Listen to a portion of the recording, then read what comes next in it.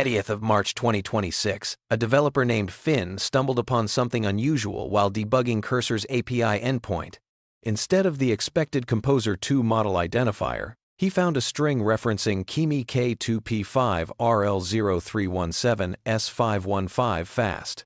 This accidental discovery quickly went viral, garnering over 444,000 views on Twitter. It was a moment that upstaged Cursor's meticulously orchestrated model launch, revealing a detail that no one had anticipated. The story begins with this unexpected leak, setting the stage for a deeper look into the engineering, licensing, and communication challenges that followed. Cursor's launch of Composer 2 was carefully planned, featuring custom benchmarks, Pareto efficiency charts, and a pricing strategy designed to disrupt the market. The engineering behind the model was impressive, but the real surprise came from the model ID string that no one thought to rename. This oversight brought unexpected attention to the provenance of Composer 2, raising questions about transparency and attribution. The launch narrative was suddenly challenged, and the industry watched as the story unfolded. 8 days before Composer 2's launch, Cursor published a blog post introducing Cursor Bench, their internal evaluation framework for coding agents. Cursor Bench was designed around real developer behavior, sourcing tasks from actual Cursor sessions and tracing code back to agent requests. The benchmark emphasized token efficiency, solution correctness, code quality, and interaction behavior. This innovative approach set Cursor apart, focusing on real-world usability rather than synthetic benchmarks. The framework was a genuine engineering achievement, but it would soon be overshadowed by the Model ID controversy. Cursor's blog argued that public coding benchmarks are hitting a ceiling, unable to capture the nuances of real developer interactions. Cursor Bench addressed this by sourcing tasks from production, using intentionally ambiguous prompts, and expanding the scope of problems. The evaluation focused on token efficiency, balancing correctness with computational cost. This approach highlighted the limitations of traditional benchmarks and positioned Cursor Bench as a more realistic measure of coding agent performance. Cursor Bench was built with several key design choices: tasks sourced from real sessions, intentionally ambiguous prompts, and a larger scope than previous benchmarks. The evaluation dimensions included solution correctness, code quality, efficiency, and interaction behavior. Token efficiency was treated as a first-class metric, plotting correctness against median completion tokens. The optimal benchmark wasn't just about high scores, but about achieving those scores with minimal token usage. This nuanced approach reflected the real-world trade-offs developers face. One of the most innovative engineering feats was Cursor's compaction-in-the-loop reinforcement learning. This method built context summarization directly into the RL training loop. When a generation hit a token length trigger, the model paused and compressed its context to about 1,000 tokens, down from over 5,000 with traditional methods. The RL reward covered the entire chain, including summarization steps, teaching the model to prioritize important details. This resulted in significant efficiency gains and a reduction in context loss. Composer 2 launched with a polished blog post, clean benchmark tables, and a pricing strategy that undercut competitors. On Terminal Bench 2, Composer 2 outperformed Claude Opus 4.6 and offered pricing that was 86% cheaper than Composer 1.5. The value equation flipped, making Composer 2 a compelling option for developers. The launch positioned Composer 2 inches the optimal corner of performance versus cost, but the omission of the base model's name would soon become a focal point. The Pareto chart placed Composer 2 inches the optimal quadrant, high performance at low cost, compared against GPT-5, 4, Claude Opus 4.6, and previous Cursor models. Composer 2 stood out.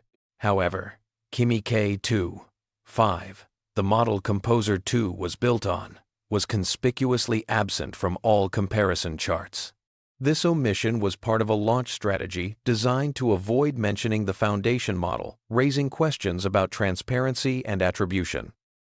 The Model ID string found in the API response revealed the entire history of Composer 2, its origin as Kimi K2, 5 from Moonshot AI, the reinforcement learning method, the training date, experiment identifier, and serving variant. This single string contained more information than any official announcement, exposing the provenance and training details that had been carefully omitted from public communications. The internet quickly filled the gap, interpreting the omission as a lack of transparency. Moonshot AI's head of pre-training, Yulun Du, quickly analyzed Composer 2's tokenizer and confirmed it was identical to Kimi's. He publicly accused Cursor of violating the Kimi K2.5 license, demanding attribution and payment of fees.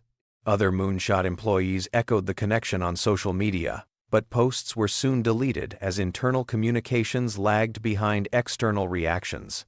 This confusion foreshadowed the pivot that would follow, highlighting the challenges of coordinating public and internal messaging. Kimi K2.5 was released under a modified MIT license, with a critical clause requiring attribution if used in commercial products exceeding certain revenue or user thresholds. Cursor's annual revenue far exceeded the threshold, but no mention of Kimi K2.5 appeared in its user interface. The license was designed to ensure credit for the origin model, even after modification.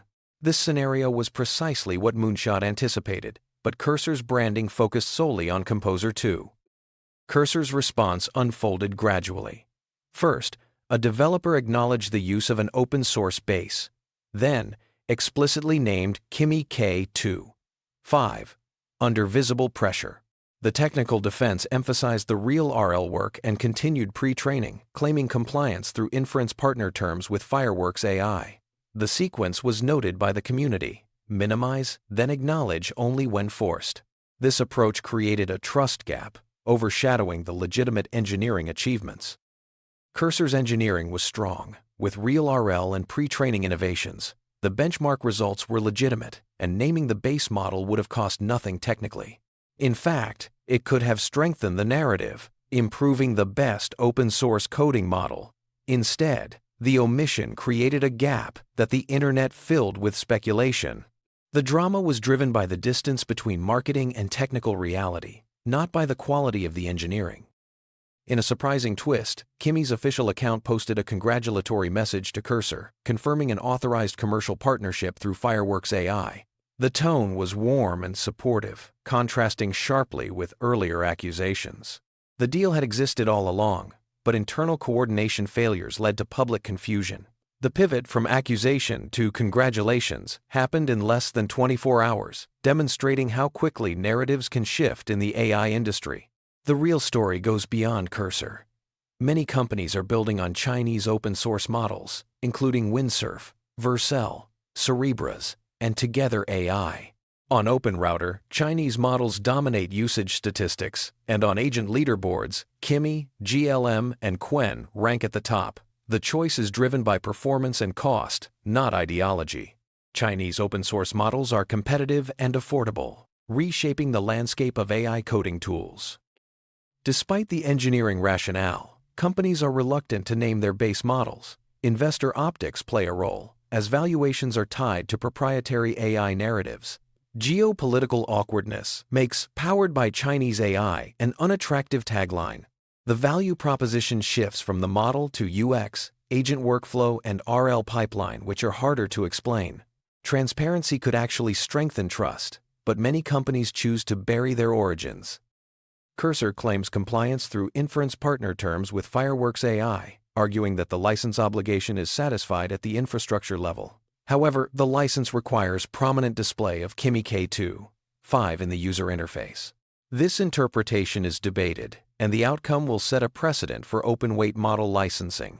If attribution clauses aren't enforced, their credibility diminishes, affecting future open-source agreements.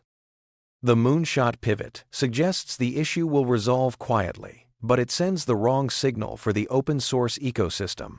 If attribution clauses are ignored by major companies, future licenses lose their power. The precedent affects not just Cursor and Moonshot, but the entire industry. Open-weight model licensing is being tested in real-world, high-stakes situations, and the outcome will shape the future of open-source AI. Cursor Bench and Compaction in the Loop (RL) represent genuine engineering contributions. Token-efficient evaluation, context summarization, and a 50% reduction in context loss are achievements worth celebrating. Cursor had plenty to be proud of, and the engineering innovations are real. The drama came not from technical shortcomings, but from a gap in communication and attribution. The attribution gap was self-inflicted. The partnership between Cursor and Moonshot was authorized, and the engineering added real value. The drama stemmed entirely from the distance between marketing and what the API revealed. This scenario highlights the importance of transparency and honest communication in building trust within the industry. This is an industry pattern, not a single incident. Chinese open-source models now power a significant share of Silicon Valley's most valuable coding tools. The companies that figure out how to talk about this honestly will build more trust than those that bury it in an API string. The real benchmark may not be technical performance, but whether your Model ID survives a curious developer with an API debugger.